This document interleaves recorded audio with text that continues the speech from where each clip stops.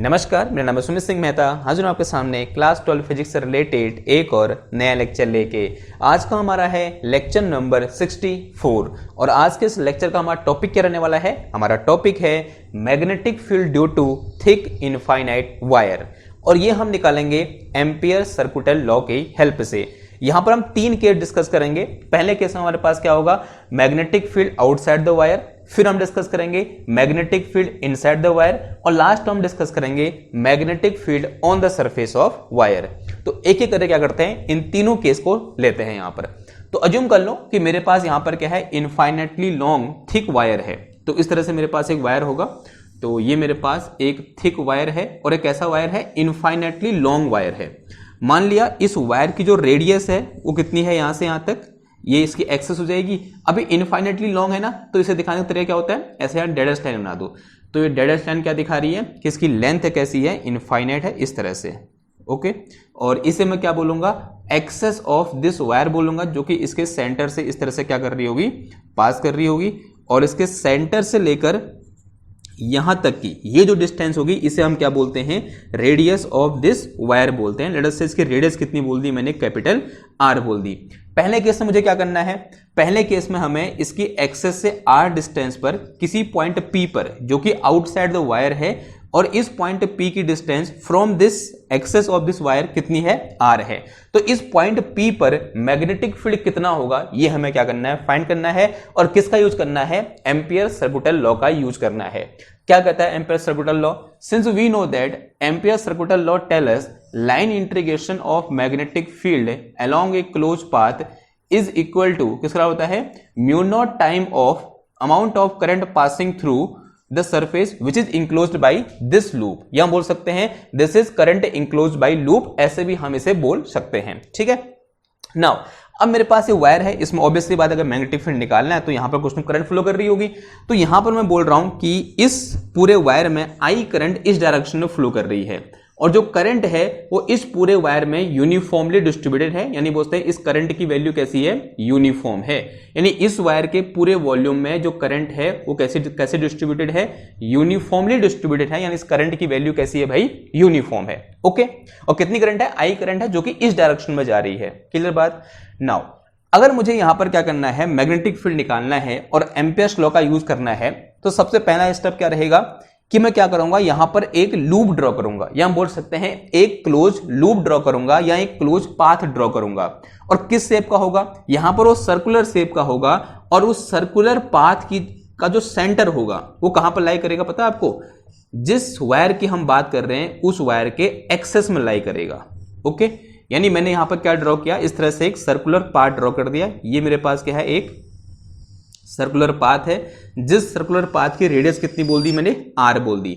यानी इसका मतलब क्या हुआ, ये जो एक्सेस ऑफ वायर है वो कहां से पास कर रही है, इस पाथ के सेंटर से पास कर रही है। This is centre of path. ये क्या है मेरे पास, सेंटर ऑफ पाथ है, जो किससे पास कर रहा है, या बोलते हैं जो एक्सेस है वो कहां से पास कर रही है, इस सेंटर ऑफ पाथ से पास कर रही है। तो this is our close path. ये हमारा क्या है, क्लोज पाथ है। इसी का एक और नाम होता है क्या, एम्पियर लूप। क्या बोलते हैं इसको हम, एम्पियर्स लूप भी बोलते हैं।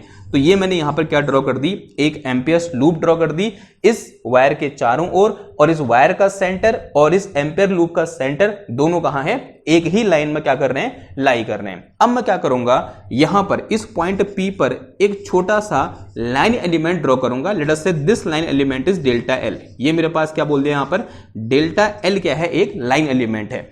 अब डेल्टा लाइन एलिमेंट कैसे बता आपको, ऐसे ये मेरे पास लूप है और ये वायर इसके अंदर से ऐसे जा रहा है। जो लाइन एलिमेंट है इस पॉइंट पर वो किस डायरेक्शन में होगा, इस डायरेक्शन में होगा।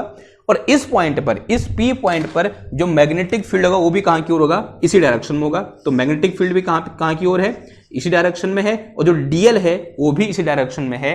यानी यहां पर मैग्नेटिक फील्ड और डीएल के बीच का एंगल थीटा इक्वल टू कितना है भाई, 0 है। इतनी बात समझ में आती है आपको? ओके, अगर इतनी बात समझ में आती है, नाउ अब इसका लेफ्ट हैंड साइड ले लो। तो लेफ्ट हैंड साइड क्या होता है, integration B dot D L, this is equal to कितना आ जाएगा, देखो ये आ जाएगा इंटीग्रेशन बी डी एल आ जाएगा, बिकॉज एंगल कितना है यहां पर, थीटा इक्वल टू 0 है। अब जरा समझना, जो मैग्नेटिक फील्ड होता है वो किसका फंक्शन होता है, आर का फंक्शन होता है। यानी और इस पूरे सर्कुलर लूप में या बोलते हैं इस पूरे क्लोज पाथ में जो आर की वैल्यू है वो फिक्स है, बिकॉज ये क्या है, रेडियस है। अगर आर की वैल्यू फिक्स है तो इसका मतलब मैं बी चाहे यहां पर निकालूं, यहां पर निकालूं, यहां पर निकालूं, यहां पर निकालूं, यहां निकालूं, यहां निकालूं, यहां निकालूं, यहां निकालूं या यहां निकालूं, हर जगह बी की वैल्यू क्या होगी, सेम होगी। यहां बोल सकते हैं along this close path B is constant. इस क्लोज पाथ के अलोंग बी क्या है, मेरा कांस्टेंट है। अगर मेरा बी कांस्टेंट है then it will come out from this integration. Integration से बाहर आ गया, अंदर कितना बच गया, डीएल बच गया। और डीएल का इंटीग्रेशन मतलब क्या हुआ, बताओ क्या होगा डीएल का इंटीग्रेशन, डीएल का इंटीग्रेशन होगा क्या, इस लूप का circumference, this will be equal to 2 pi R. तो यहां से मेरे पास integration of B dot dl कितना निकल के आया, 2 पाई आर। से इक्वेशन नंबर 1, इसे क्या बोल दो, इक्वेशन नंबर 1 बोल दो। अब मुझे क्या चाहिए भाई, आई इनक्लोज चाहिए। तो बताओ आई इनक्लोज कितना होगा, आई इनक्लोज क्या होता है, amount of current passing through this surface enclose by this loop. इस लूप ने जितना सरफेस इनक्लोज कर रखा है उससे जितनी करंट पास करेगी वो किसके बराबर होगा, आई इनक्लोज के बराबर होगा। और यहां पर आप साफ साफ देख रहे हैं इस सरफेस से, जो ये सरफेस है इससे उतनी ही करंट पास कर रही है जितने इस वायर में फ्लो कर रही है। और वायर में कितनी करंट फ्लो कर रही है, आई करंट फ्लो कर रही है। तो आई इनक्लोज किसके बराबर है भाई, आई के बराबर है। तो इसका मतलब अगर मैं क्या करूं, फ्रॉम एम्पियर सर्कुलर लॉ क्या होता है मेरे पास, close integration of B dot dl किसका होता है, म्यू नॉट आई इनक्लोज के बराबर होता है। और आई इनक्लोज किसका बराबर है, आई के बराबर है। तो कितना आ जाएगा, म्यू नॉट इंटू आई आ जाएगा। और इसकी वैल्यू मैंने इक्वेशन 1 से रख दी, कितना आ जाएगा ये, B into 2 pi R, this is equal to कितना आया, म्यू नॉट इंटू आई आ गया। तो magnetic field B equal to कितना आ गया, म्यू नॉट आई अपॉन कितना आया, 2 पाई आर आ गया। ठीक है, तो यहां पर magnetic field B equal to कितना आया, mu naught I upon 2 pi R. ठीक, ये क्या निकला, मैग्नीट्यूड निकला। डायरेक्शन कैसे निकालेंगे, तो डायरेक्शन हमने पहले भी पढ़ा हुआ है, किसी भी एक लॉन्ग वायर का डायरेक्शन कैसे निकालते हैं, ऐसे राइट हैंड स्क्रू रूल से, जो कि मैंने पहले यहां पर इस तरह से डायरेक्शन कैसे लिखी, ताकि मतलब करंट कहां को जा रही है, ऊपर को, अंगूठा कहां की ओर करेंगे, करंट के डायरेक्शन में, और जहां मैग्नेटिक फील्ड निकालना है वहां की ओर उंगलियां करेंगे, फिर कर्ल कर देंगे, और जहां की ओर उंगलियां कर्ल होंगी वो डायरेक्शन किसकी हो जाएगी, हमारे मैग्नेटिक फील्ड की हो जाएगी। यानी इस पॉइंट पर मैग्नेटिक फील्ड कहां की ओर है, ऐसे अंदर की ओर है। तो ये क्या हो गया, हमारा केस फर्स्ट हो गया, यानी magnetic field outside the our wire. अब हमारे पास कौन सा है, केस 2 है। और केस 2 में हम डिस्कस करेंगे क्या, magnetic field inside the wire. यानी इस वायर के अंदर एक पॉइंट होगा, पॉइंट P, वहां पर कितना मैग्नेटिक फील्ड होगा ये हमें निकालना होगा। चलो फिर दोबारा करते हैं, देखो केस 2, ये तो केस फर्स्ट था, केस 2 में आ जाओ, यानी इनसाइड द वायर। अगेन मैंने अज्यूम कर लिया मेरे पास क्या है, एक इनफाइनाइट वायर है।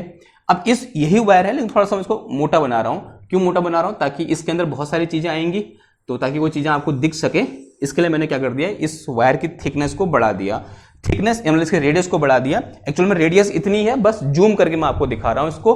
और ये इनफाइनाइटली लॉन्ग वायर है, तो ऐसे डेडेस आ जाएगा, ऐसे भी क्या आ गया, डेडेस आ गया, ये डेडेस, ये डेडेस, और ये क्या है, इसके एक्सेस ऑफ वायर है। ठीक है, तो this is axis of wire. और माइनस के रेडियस कितनी है यहां से यहां तक, this radius is capital R बोल रखी है हमने, रेडियस कितनी है, कैपिटल आर। ठीक है, और यहां भी सेम उसी तरह से हो जाएगा। और ये क्या है, इसकी एक्सेस है। और अभी मैं अज्यूम कर रहा हूं कि इसकी एक्सेस से स्मॉल आर डिस्टेंस पर इस पॉइंट P पर मुझे क्या करना है, मैग्नेटिक फील्ड निकालना है। और इस समय जो स्मॉल आर की वैल्यू है वो क्या है, लेस देन कैपिटल आर है। और इस केस में क्या था, जो मेरा आर था वो ग्रेटर देन कैपिटल आर था, जैसे कि आपको यहां पर साफ साफ दिख रहा है। अब इस पॉइंट P पर कैसे हम मैग्नेटिक फील्ड निकालेंगे, समझेंगे जरा। अगेन मुझे एम्पियर्स लॉ लगाना है, तो क्या करूंगा, इस पॉइंट P से होता हुआ एक क्लोज पाथ यहां पर ड्रॉ करूंगा। और उस क्लोज पाथ को ऐसे ड्रॉ करूंगा, या फिर सर्कुलर पाथ ड्रॉ करूंगा, जिसका सेंटर कहां होगा, इस वायर की एक्सेस में लाई करेगा। यानी मैंने क्या किया, यहां पर एक क्लोज पाथ इस तरह से ड्रॉ कर दिया इन दिस वे। और जो क्लोज पाथ है ना, उसका जो सेंटर है वो वहीं पर है जहां पर इस वायर की एक्सेस है। और इस क्लोज पाथ में कैसे घुमाऊं, इस तरह से घूम रखा हूं। अब जरा समझना, अगर मैं ये बोलूं, मैंने यहां पर छोटा सा एक लाइन एलिमेंट दिया, कितना, DL, this is our line element DL, वो कहां की ओर होगा, ऐसे अंदर की ओर होगा। ठीक है, अगर क्योंकि मैं ऐसे घूम रखा हूं। और यहां पर इस पॉइंट में मैग्नेटिक फील्ड कहां की ओर होगा, अंदर की ओर। कैसे निकालूंगा, अगेन अपने राइट हैंड स्क्रू रूल से। करंट ऊपर को जा रही है, करंट देखो, करंट कहां को जा रही है, ऊपर को जा रही है, जो यूनिफॉर्मली डिस्ट्रीब्यूटेड है। ठीक है, करंट कहां को जा रही है, ऐसे ऊपर को जा रही है। तो करंट ऐसे ऊपर को है, मैग्नेटिक फील्ड कहां को होगा, अंदर को। ऐसे मैं उंगली घुमाऊंगा तो magnetic field will be also inside. तो अगर ये इनसाइड ऐसे ऐसे मैं लाइन खींच नहीं सकता तो कैसे दिख रहा है आपको, ये ऐसे ऊपर दिख रहा है। कैसे दिख रहा है, ऐसे, ठीक है। ये ऐसे ऊपर को नहीं है मैग्नेटिक फील्ड, ये बी और DL दोनों कहाँ है, सेम डायरेक्शन है। अगर मैं आपको 3D में दिखाना चाहूं तो ये देखो आप, DL भी कहां की ओर है, यहां पर ऐसे अंदर की ओर, और B भी कहां पर, यहां पर ऐसे अंदर की ओर, यानी दोनों के बीच का एंगल यहां पर अगेन कितना है, थीटा इक्वल टू 0 डिग्री है। तो एम्पियर लॉ का जो लेफ्ट हैंड साइड है B डॉट DL, बताओ किसका आ जाएगा, this will be equal to integration BDL हो जाएगा, बिकॉज थीटा इक्वल टू कितना है, 0 है। अगेन देखो हमने पढ़ा हुआ है जो B होता है वो किसका फंक्शन होता है, R का फंक्शन होता है। और इस पूरे लूप के लिए या बोलते हैं इस पूरे क्लोज पाथ के लिए R क्या है, सेम है, because R is distance from the axis of this wire, और ये इसके सेंटर पे है तो रेडियस तो क्या होगी, पूरे लूप के लिए सेम ही होगी, हर पॉइंट पर डिस्टेंस विल बी सेम। तो इसका मतलब B will be same at every point on this path. So this V will come out from this integration, और अंदर कितना आ गया, ये DL आ गया। अगेन बताओ यहां पर DL का इंटीग्रेशन कितना हो जाएगा, integration of DL will be equal to circumference of this close path which is equal to 2 pi R। तो ये क्या निकला मेरे पास, इंटीग्रेशन B डॉट DL निकल के आ गया, ठीक है। सही डिशा में क्वेश्चन नंबर 1, इसे क्या बोल दो, इक्वेशन नंबर 1 बोल दो। अब मुझे क्या करना है, जो लेफ्ट हैंड साइड है उसके लिए मुझे क्या चाहिए, I इनक्लोज चाहिए। तो बताओ भाई इस केस में I इनक्लोज कैसे निकलेगा। देखो I इनक्लोज इक्वल टू क्या होगा, amount of current passing through this surface. ये जो सरफेस यहां पर है, ये वाली सरफेस, इस सरफेस से कितनी करंट पास कर रही होगी, कैसे निकालेंगे जरा समझो। ये यहीं पर ये ट्रिकी पॉइंट है, ये बहुत इंपॉर्टेंट है कि कैसे मैं यहां पर I इनक्लोज निकालूंगा। इस केस में बड़ा आसान था, जितनी भी करंट इस वायर में फ्लो कर रही थी सारी की सारी इस लूप से पास कर रही है, वही क्या हो गया, हमारा I इनक्लोज हो गया। लेकिन यहां पर ऐसा नहीं है, यहां पर करंट जो है वो इसके वॉल्यूम में क्या है, डिस्ट्रीब्यूटेड है। तो इसका मतलब ये जो पूरी रिंग है, इस रिंग को, जो ये रिंग है इसके पूरे जो एरिया क्रॉस सेक्शन है उसको कवर तो कर नहीं रही है, यानी सारी करंट इससे पास तो करेगी नहीं। तो कुछ करंट इससे बाहर से जाएगी, कुछ करंट इसके अंदर से जाएगी। सवाल यह है कि इसके अंदर से कितनी करंट जाएगी, ये हमें निकालना है। एक काम कर रहा हूं मैं, सबसे पहले देखो इस पूरे का एक एरिया क्रॉस सेक्शन कितना है, पाई R स्क्वायर होगा। तो पाई R स्क्वायर से कितनी करंट जा रही है, I करंट जा रही है, जा रही नहीं जा रही है, आंसर में जा रही है। देखो ये पूरा एरिया क्रॉस सेक्शन कितना होगा, पाई R स्क्वायर के बराबर होगा, और पाई R square area of cross section से I करंट जा रही है, जैसा कि हमको गिवन है। अगर मैं ये बोलूं unit area of cross section से कितनी करंट जाएगी, this will be equal to I upon pi R square. Simple unitary method हम यहां पर यूज कर रहे हैं। पाई R स्क्वायर से I करंट जा रही थी, तो यूनिट एरिया से unit area of cross section कितनी जाएगी, I upon pi R square current जाएगी। अगर मैं यहां पर क्या निकालूं, बताओ इसका एरिया कितना होगा, इस लूप का एरिया, इस लूप का एरिया होगा क्या, पाई R स्मॉल r स्क्वायर। तो पाई स्मॉल r स्क्वायर से कितनी जाएगी, अगर एक से इतनी जा रही है तो इतने से निकालने क्या कर देंगे, मल्टीप्लाई। तो कितना आ जाएगा, ये I upon pi R square into कितना आ गया, पाई स्मॉल r स्क्वायर। पाई से पाई कैंसिल हो गया, ये कितना आ गया मेरे पास, I R square upon capital R square. तो यहां से मेरे पास I इनक्लोज कितना निकल के आया, I R square upon capital R square. This is our I enclose. ये क्या निकल गया मेरा, I इनक्लोज निकल के आ गया।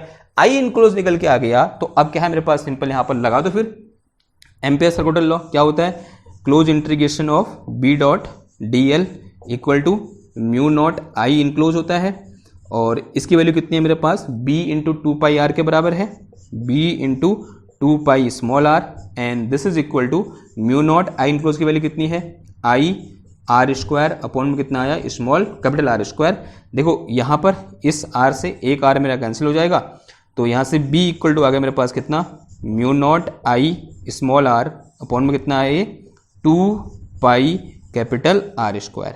तो this is value of magnetic field inside a current carrying wire, या इनफाइनाइट करंट कैरिंग वायर के अंदर R डिस्टेंस पर किसी पॉइंट पर जो मैग्नेटिक फील्ड होगा वो कितना होगा भाई, इतना होगा। B is equal to mu naught I R upon 2 pi R square के बराबर होगा। ओके, ये क्या हो गया, हमारा सेकंड केस हो गया। अब डिस्कस कर लेते हैं थर्ड केस। थर्ड केस बहुत आसान है। केस थर्ड में क्या है मेरे पास, कि जहां पर स्मॉल r इक्वल टू क्या होगा, कैपिटल R के बराबर होगा। अब एक मेथड तो क्या है, अगेन मैं एक लंबी सी मेथड चूज करूं, ऐसे पूरा कैलकुलेशन करूं, और फिर लास्ट में क्या निकालूं, ये निकाल दूं, इसके लिए क्या निकाल दूं, मैग्नेटिक फील्ड निकाल दूं। एक तरीका क्या है, देखो हमने for B at R equal to, sorry B outside निकाल रखा है, तो इसी फॉर्मूले में क्या कर दूंगा, जहां पर स्मॉल आर है वहां क्या पुट कर दो, कैपिटल आर पुट कर दो, इन दोनों में से किसी में भी, इसमें कर दो या फिर इसमें कर दो, तो कितना आ जाएगा देखो, B in this case B equal to mu naught I upon में कितना आ गया, ये 2 पाई कैपिटल आर आ गया, कितना आ गया 2 pi capital R. This is magnetic field on the surface of wire, wire के सरफेस में मैग्नेटिक फील्ड कितना होगा, इतना होगा, ठीक है। और इस पूरे डिस्कशन में जो सबसे इंपॉर्टेंट था वो सेकंड केस है, भाई ये क्वेश्चन पूछा भी जा सकता है आपसे और इंपॉर्टेंट भी है, ठीक है बात, ओके। तो ये क्या था, आज का हमारा लेक्चर था, छोटा सा लेक्चर था, आई होप आपको समझ में आया होगा। और आपको मैं एक होमवर्क दे रहा हूं यहाँ पर, होमवर्क ये है, आपको क्या करना है, यहाँ पर मैग्नेटिक फील्ड और आर के बीच ग्राफ ड्रॉ करना है, मैग्नेटिक फील्ड बी और आर के बीच ग्राफ ड्रॉ करना है। यहाँ पर आर इक्वल टू 0 है, यहाँ पर R equal to capital R है, and this is R is greater than capital R and this is R is less than capital R, ठीक है। तो यहाँ पर कैसा ग्राफ आएगा ये आपको ड्रॉ करना है। और ऐसे ही हमने कुछ चीज कहाँ डिस्कस की थी, जब हमने गॉस लॉ पढ़ा था, उसके बाद हमने जब डिस्कस किया था magnetic field due to a spherical charge spherical shell या फिर सॉलिड सेल, मतलब solid sphere, charge solid sphere का जब मैग्नेटिक फील्ड नहीं इलेक्ट्रिक फील्ड निकाला था, तो वहां पर भी कुछ इस टाइप से हमने इलेक्ट्रिक फील्ड और आर के बीच ग्राफ ड्रॉ किया था, ठीक। तो ये क्या है, आज का हमारा क्वेश्चन है। अगर आपको समझ में आया है तो उसको लाइक करो, शेयर करो, सब्सक्राइब करो। मैं मिलता हूं आपसे नेक्स्ट क्लास में एक और नए टॉपिक के साथ, तब तक के लिए थैंक यू, धन्यवाद, बाय बाय।